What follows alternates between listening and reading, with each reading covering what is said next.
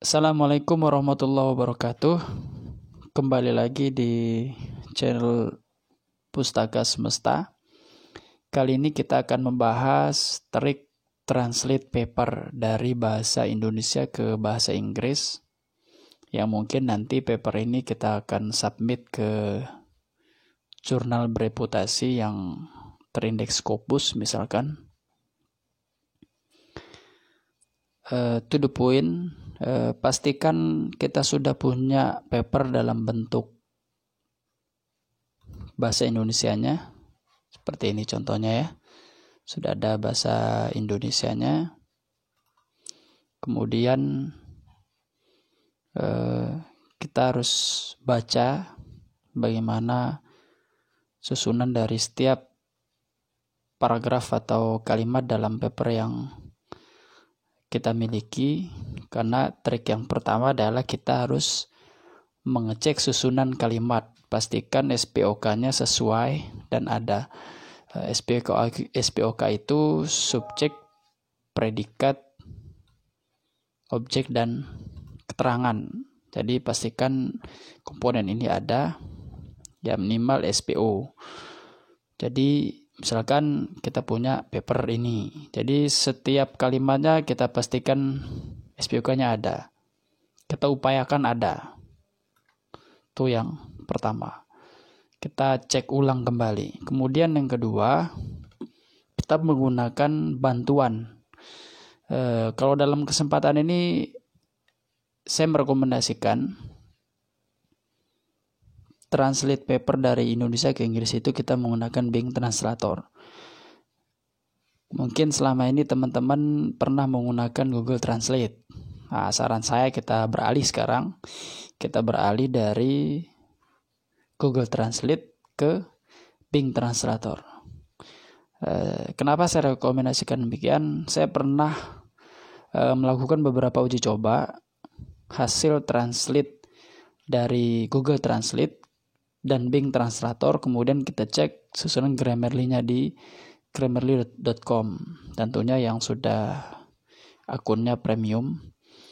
Nah, ternyata hasil dari Bing Translator itu lebih akurat daripada Google Translate.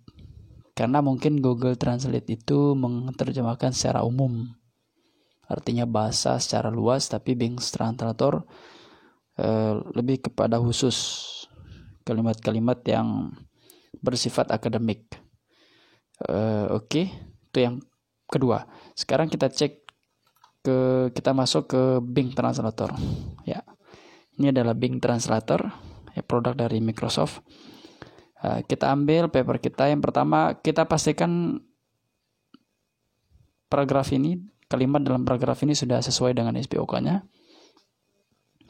Kemudian ini juga salah satu trik. Saya rekomendasikan mengambilnya itu per paragraf. Jadi kita copy paste ke Bing Translator itu per paragraf. Jadi jangan mengambil langsung sekaligus dari introduction sampai kesimpulan. Dari pendahuluan sampai kesimpulan langsung di copy kemudian paste ke Bing. Jangan. Saya rekomendasikan jangan seperti itu. Karena pertama, aplikasi itu punya maksimal lah seperti ini sampai 5.000. Jadi mungkin kata dalam paper kita itu lebih dari 5.000. Itu antisipasi.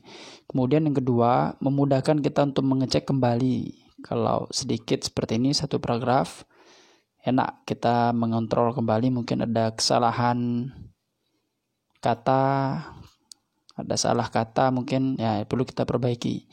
Kalau terlalu banyak, itu membuat kita kewalahan.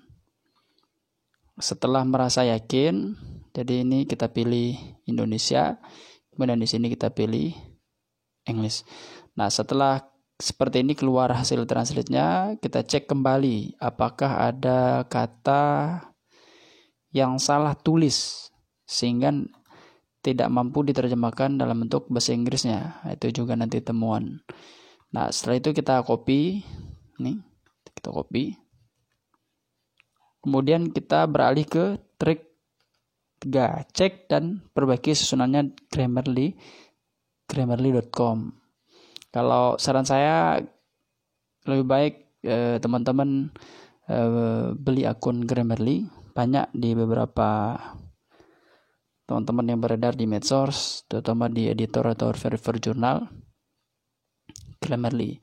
Kalau umum kalau tidak salah 600.000 itu per tahun kita bayar. Murah.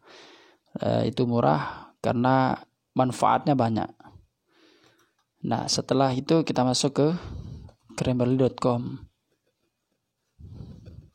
Tujuannya adalah untuk mengecek susunan grammarnya, atau bisa juga kita setelah masuk Grammarly ya, kita klik new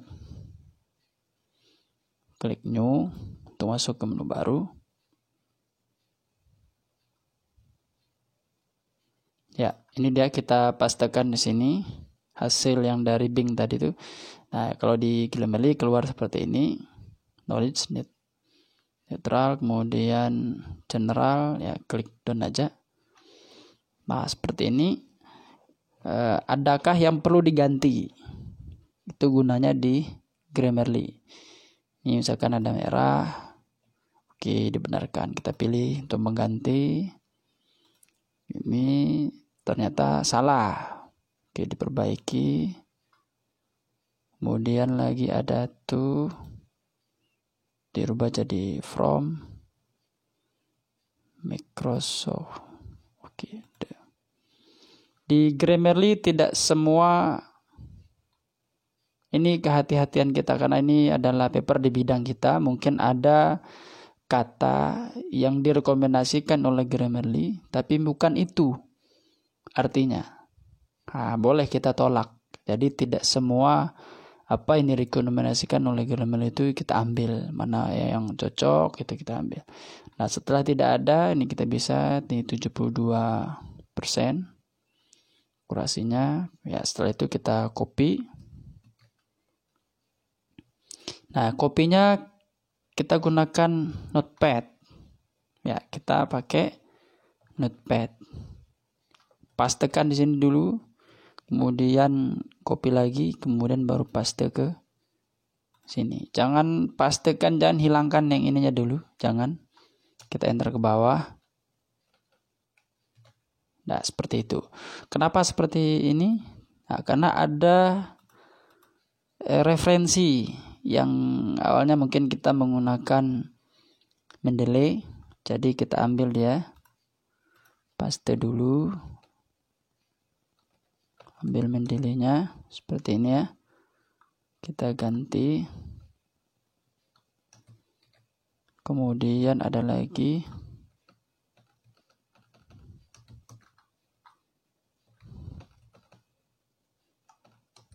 ya, sudah. Jadi udah terbaca. Nah, baru setelah itu kita hapus yang ini.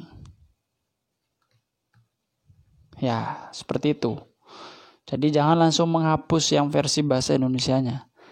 Karena tadi yang ini kan tidak terbaca untuk Mendeley-nya.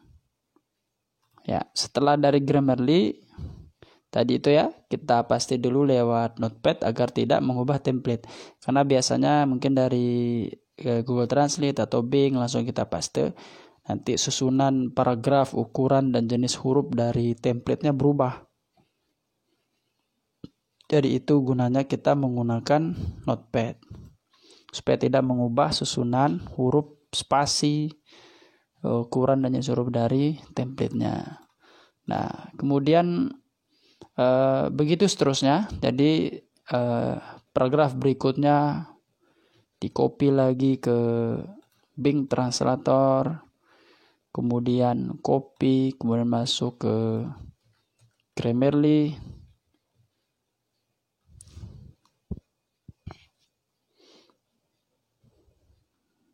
Tidak ada perubahan. Jika tidak ada perubahan, oke, langsung. Misalkan ini sekedar contoh. Misalkan ini di paste lagi, ada referensi ya, ini di copy. Oke, sudah seperti itu. Begitu seterusnya sampai habis ditranslate menggunakan Bing, kemudian masuk ke Grammarly. Nah, kemudian yang terakhir, kita setelah semua ditranslate, kita menggunakan pihak kedua, yaitu teman yang bisa berbahasa Inggris. Karena pekerjaan aplikasi itu tidak sama dengan lulusan sarjana yang memang bidangnya adalah di bidang bahasa Inggris. Itu pentingnya kita harus punya teman yang pintar berbahasa Inggris. Jadi setelah ditranslate sudah full dari paper kita, kemudian kita coba kirim ke teman kita untuk dicek. Mungkin ada kesalahan dari pilihan kata, susunan, SPOK terutama tadi seperti itu. Setelah fix baru kita lanjutkan ke submit paper ke jurnal. Mungkin hanya itu trik dari saya cara melakukan translate paper yang akan kita submit ke Scopus. Pertama cek SPOK, kemudian kita pakai Bing Translator. Setelah itu kita perbaiki grammarnya di grammarly.com.